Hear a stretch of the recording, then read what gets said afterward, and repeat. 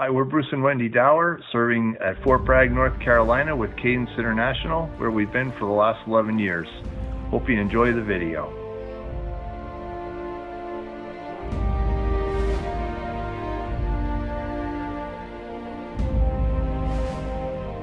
The mission statement of Cadence is sharing the gospel in our lives with the military community. Whether it's a youth group or a coffee house or a foreign military, we're sharing the gospel in our lives. That's really the foundation. To raise our kids with them, to walk in our marriage with them, to disciple them, to have Bible studies with them. And each time we share our life with them, we share the gospel as well.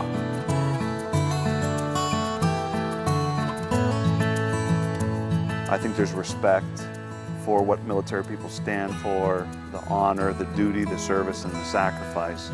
But I think people probably sometimes wonder, do they really need a mission agency to dedicate its entire focus and mission on them?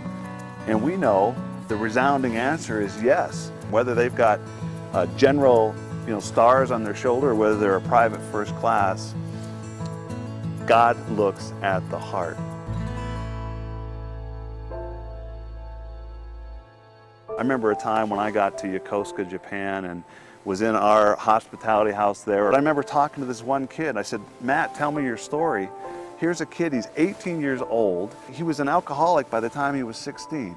Beneath that nice uniform was a kid who was so far from God and so lost. They find themselves empty and lost and away from home. They're going to be deciding what their future is really all about. The things that are really scary that are out there, these young, vulnerable people are experiencing. Drug abuse is up, suicide is up, divorce, just all these things are just ripping through our military communities.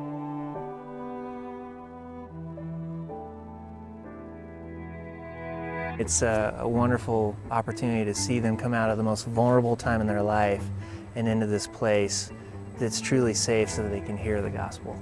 Beneath the uniform, there's a person that God loves and that we are delighted to bring Jesus to.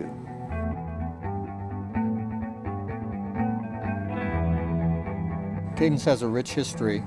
Our founder went through the Bataan Death March, and he promised the Lord that if he saved him through that episode, that he and his wife would minister to military.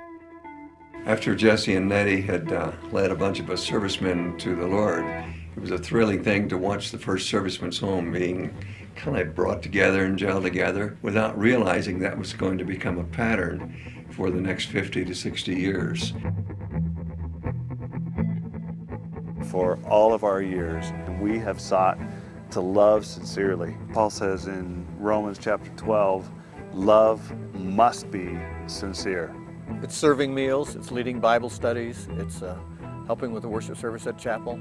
It's activities, rock climbing, rappelling, taking marine scuba diving in Okinawa. It's taking kids on youth retreats over the weekend. It's having lunch with them at school during the week. There's something about genuine, authentic people that Christ powerfully uses in others' lives. Sincere love is incredibly powerful.